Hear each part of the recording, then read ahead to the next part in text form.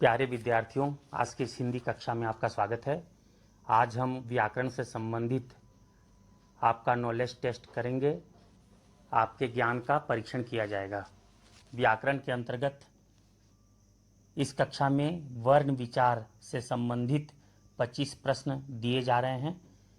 इन प्रश्नों के उत्तर के रूप में 2 विकल्प दिए जा रहे हैं। उन 2 विकल्पों में एक सही विकल्प है। आपको उस सही विकल्प यानी सही उत्तर को चुनना है। पहला प्रश्न है, भाषा की सबसे छोटी इकाई है। उत्तर के रूप में 2 विकल्प है, क वर्ण, ख लिपि। इनमें से जो सही विकल्प है उसे आपको चुनना है। प्रश्न 2, वर्ण को कहते हैं क मूल ध्वनि, ख मध्यम ध्वनि। तीसरा प्रश्न, खंडित नहीं किया जा सकता है, क वर्ण को, ख लिपि को। चौथा प्रश्न, वर्णों के क्रमबद्ध समूह को कहते हैं क स्वरमाला, ख वर्णमाला। पांचवा प्रश्न है, वर्ण के भेद होते हैं क 2, ख 3।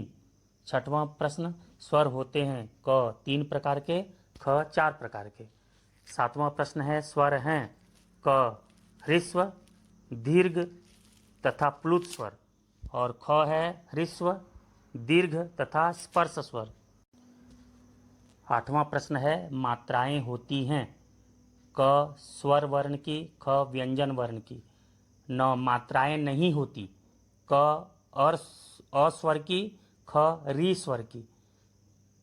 10वां प्रश्न है, अंग अह होते हैं क अयोगवाह, ख अनुस्वार।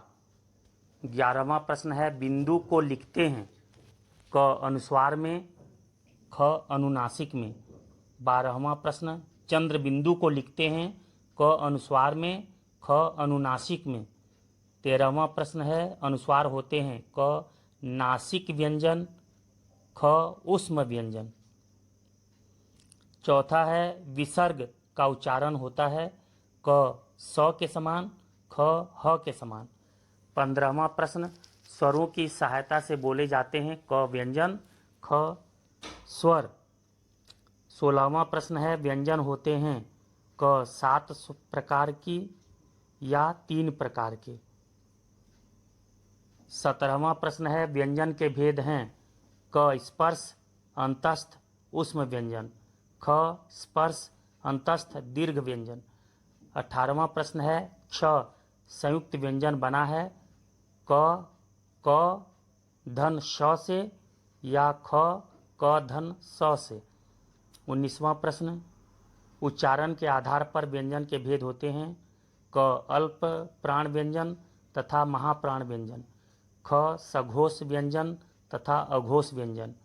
20वां प्रश्न है, स्वर के कंपन के आधार पर व्यंजन के 2 भेद होते हैं क अल्प प्राण व्यंजन तथा महाप्राण व्यंजन, ख सघोष व्यंजन तथा अघोष व्यंजन।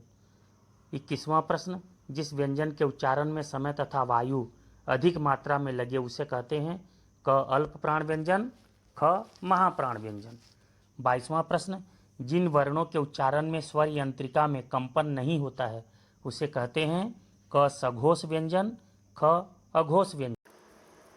23वां प्रश्न हुआ, शब्द में प्रयुक्त वर्णों को अलग अलग करके लिखा जाना कहा जाता है क वर्ण विच्छेद, ख वर्ण संयोग।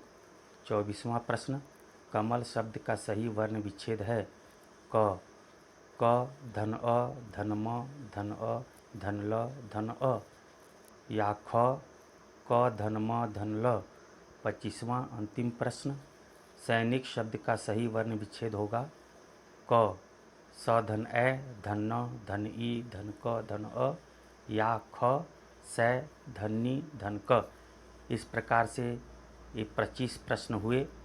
मुझे पूरा विश्वास है कि आप लोगों ने इन 25 प्रश्नों का सही उत्तर दिया होगा। जिन्हें 25 में से 25 अंक प्राप्त हो गए, यानी जिन्होंने 25 में से 25 प्रश्नों के सही उत्तर दिए हैं, उन्हें सर्वश्रेष्ठ कहा जाएगा, यानी उन्हें वर्ण विचार की पूरी जानकारी हो गई है। जिन्होंने 25 में से 20 अंक प्राप्त किए हैं, यानी केवल 5 प्रश्न का ही जिन्होंने सही उत्तर नहीं दिया है, उन्हें श्रेष्ठ कहा जाएगा, यानी उन्हें जानकारी तो है, बस अपनी जानकारी थोड़ी सी बढ़ानी है। जिन लोगों ने 25 में से 15 अंक प्राप्त किए हैं, यानी 10 प्रश्नों के उत्तर उन्होंने गलत दिए हैं, उन्हें औसत माना जाएगा।